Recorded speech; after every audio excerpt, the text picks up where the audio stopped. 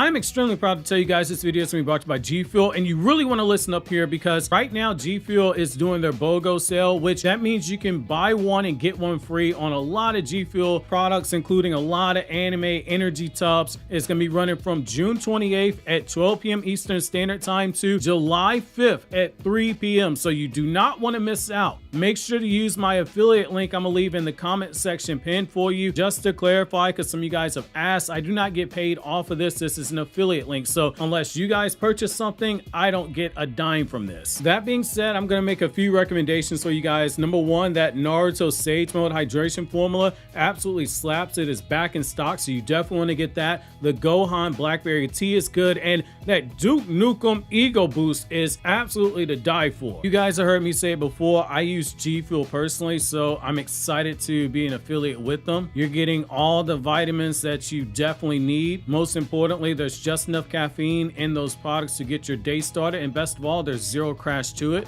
and there is zero sugar. Two really huge selling points of why I personally support Gfuel. In typical anime fashion, I am going to need you guys to send me your energy by clicking the affiliate link in the description and in the pinned comment, and when you do so, make sure to use my promo code KAGE to get yourself a discount. Yo, what's going on everybody? It's your boy Naruto Explained here, bringing you guys another Boruto Vortex discussion. Today, I want to talk to you guys about something that stood out to me as I was doing a reread of all the Boruto Vortex chapters as we move within 10 days of the official teaser leaks that the official Naruto website drops. And as I was rereading the manga and looking over the PDF file that I have on notes of the stuff that come from the official website that has cleared up information about the manga via the Boruto databases, there was something that grabbed my attention that is so simple and it's to the point that it's actually pretty brilliant, and it's in character for Boruto and Kashin Koji, which is, I strongly believe we've been looking at the lack of Kashin Koji and Konoha completely wrong here, and I also believe that the story has directly neutralized a big threat when it comes to Momoshiki, which is why in today's newest Naruto Explained video, I wanted to run through some of the small tidbits that I picked up on when I was doing some cross-referencing with the databases while rereading Boruto Vortex's manga. As we all know, at the end of chapter 4, we saw how Kashin Koji was revealed to be working with Boruto, and in the subsequent chapters after that, we learned that their connection ran a little bit deeper. When Kashin Koji said that they need to go back to prepare, it wasn't them in hiding out in some random cave or anything like that. By prepare, he meant he was going to pull the rug out from underneath the fandom by having it revealed that they weren't just anywhere, but instead they were inside of the same hideout that Orochimaru was using in Naruto Gaiden, the 7th Hokage and the Scarlet Spring, strongly implying that the clone of Jiraiya had finally met Orochimaru, who just happens to have a clone of himself named Mitsuki. We learned then that Kashin Koji has been the one using the toads to keep watch over everything and was using those toads to speak to Boruto when he was stepping out from their hideout. This brings us to the information that the Boruto database has given us. After Sasuke was defeated by Code, we learned that Kashin Koji took over Boruto's training and that together the two of them developed Boruto's flying raijin jutsu, which the database says, while it's very similar to Minato's, Boruto made enough changes to it with the help of Kashin Koji that the jutsu should basically be considered a different jutsu altogether. In the same way that the Rasengan and the Rasen Shuriken, they are similar, but they're only similar in the sense that they are Rasengan, but they are drastically different. Same with the wind release Rasengan that Naruto has and the Rasen Shuriken, two different jutsu. That's what popped up in my head when Boruto was trying to suppress the power of his Karma Seal, when it began to flare up when Kawaki cut on his Karma, and even well before that, the story it was showing us that as Boruto recovered from the back-to-back battles that he was undergoing, he was already showing signs of being concerned with his Karma Seal, looking down at his Karma and holding on to it, just like he was shown doing when he was trying to forcibly suppress the Karma Seal from spreading, not not too long ago in the manga. The reason why that this stood out is that Kashin Koji was stressing to Boruto that he must not lose control, and it was why Boruto was sitting on the sidelines until he was able to regain control and stop the karma from spreading and Momoshiki from taking over his body. Kashin Koji, with all those warnings, it really got me to wondering if he knew Boruto was still at risk of Momoshiki hijacking his body. What possible reason would he have for allowing Boruto to go to Konoha alone? And for a time, we thought maybe it was Kashin Koji wanting to wait until the time was right to pay off the Ishiki line where he spoke about Kashin Koji going to confront Amato. But now I think there might be something else to it. I don't discount the idea of Koji staying away because he's waiting specifically for something to fall into place before confronting Amato, but I think the bigger reason why he's staying away from Konoha in the midst of all these battles that are going on, it has to do with Boruto himself. In short, Kawaki is right. Boruto is still a danger to those around him. He is a ticking time bomb that can go off under the right circumstances, which is why I think we need to have the discussion that Kashin Koji is staying in the background in order to serve as a contingency plan for Boruto in case something goes wrong while he's fighting and exhausting his chakra, which is one of the two conditions that will allow Momoshiki to hijack control of Boruto's body. And as we've seen in the past, Momoshiki doesn't need a long time in order to do a lot of damage to Boruto and others around him. Just a couple of minutes is enough to change Boruto's life and leave long-lasting damage on people around him, something that Sasuke himself knows all too well. It's for that reason I think we need to ask, is this why Kashin Koji keeps the toad on Boruto's body at all times in order to monitor him and to speak with him? Is that why Boruto's flying raijin is different than Minato's and how it's executed and on a fundamental level? It's a very fair question to ask because what it does is it explains why, unlike Minato, who could leave a permanent marker on people and objects that never seems to fade away, Boruto's flying raijin, it doesn't use seals in that manner. He marks his weapons and he has his toads carry around markers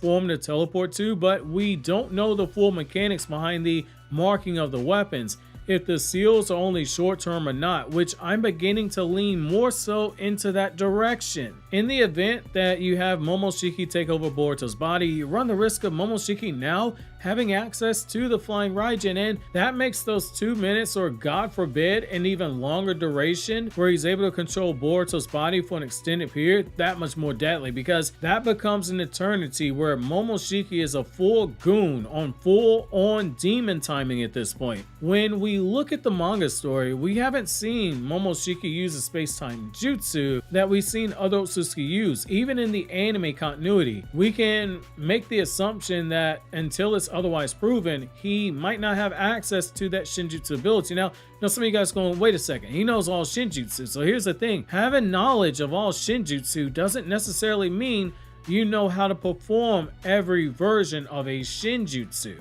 When Momoshiki and Kinshiki were coming to Earth, it was Kinshiki who opened up the portal to the new dimension and he took them to Earth. It wasn't Momoshiki. We can also make the argument that it was Kinshiki who did the same thing when they transported Naruto. Think about it for a second, if you will. If he could perform that space-time shinjutsu where he can open up the portals, and if he could have done that, and he could just snatch Kawaki and drag him through the portal, why didn't he do it? Think about it for a second. Naruto was completely out of it from using Baryon mode. Sasuke, he was doing the woozy from getting hit by the vanished Rasengan because his chakra was so low he couldn't keep his Sharingan cut on, and so he didn't see the vanished Rasengan coming. That would have been the prime time to drag Kawaki through a portal, and yet he didn't do it. And here's the why and why that's important. He was trying to use the karma seal to teleport Kawaki, which takes longer to do, and it's why Kawaki was able to nearly burn himself alive to prevent Momoshiki from getting the victory he wanted. If you have Momoshiki using flying raijin, that absolutely changes everything. The guy, he can just teleport to whoever he's marked or whatever he's marked, and he can leave a lot of damage behind, unless it's not like Minato seals. And Boruto's markings that he uses, they aren't permanent, and most importantly, if he's relying on the toads to do long distance teleporting because he's being told you need to teleport to the square marker or the triangle marker, Kashin Koji being outside the village means that if things really pop off, he can just reverse summon the toe from the village and leave with the flying raijin marker to take that aspect off of the table for Momoshiki to use. That could be part of a contingency plan for Koji and Boruto, protecting things from afar in the event that they need to wait to run out the clock where Momoshiki is controlled until Boruto regains consciousness. That feels like it might be something in character for Koji, in my opinion, the way that he was setting up traps for Jigen leading into their fight, and how he tried to use traps on Ishiki to attempt to exploit his weaknesses that Ishiki had, despite being hopelessly outmatched in both power and in hacks. It makes a lot of sense if there was something in there where he planned for a contingency with this moment with Boruto. I really find it very hard to believe that you're going to have Boruto, who, as he is right now in base alone, is already scaling well over Jigen, and he's in possession of more ninjutsu than before when compared to where he was in Boruto Naruto Next Generation, suddenly being shown using the karma. That huge of a boost that the karma seal has, that it will give someone like him who's already scaling over Jigen, suddenly having that body handed over to Momoshiki with that level of power and this many dangerous ninjutsu in his arsenal, unless there was something specifically set up as a countermeasure, because Boruto and hell, Kashin Koji for that matter, they're not dumb enough to not at least think about this possibility. And the way that Koji was freaking out when Boruto was freaking out over his karma seal and the potential of him losing control to Momoshiki, it leads me to believe that something happened in the past to cause those safeguards to be put into place. Now, on the other hand, there is something that needs to be said about injecting chaos in the story. You can make the argument that it's needed here for Momoshiki to be a full-out goon, because this would be a subversion of our expectations. So hardcore fans of the franchise, they're going to be looking at all this and going, my god, if Momoshiki takes over Boruto's body and is in control, they're going to list out the doomsday scenario. But your casual fan, the ones who this series and many other series are marketed to, they're only so much is checked in as far as reading the chapters and consuming the product when there's new stuff.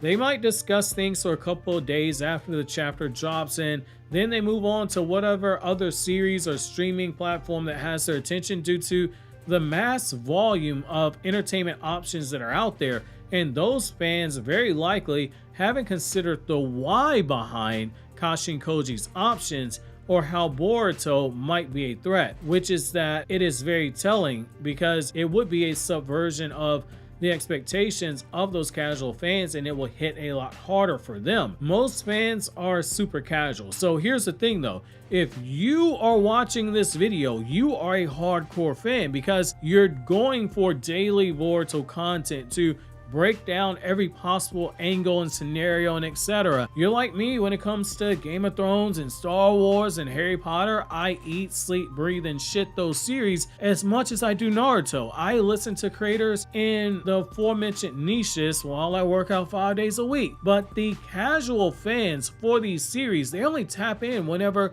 there's new episodes or movies that drop, which if you're a casual fan trying to learn more about Demon Slayer going into this upcoming trilogy of movies, you want to click here for every Upper Moon Explained from my Anime Explained channel, or you want to click here on this Naruto lore video breaking down in extensive detail the relationship of Itachi and Shisui's relationship that covers new content that you never saw animated in Shippuden.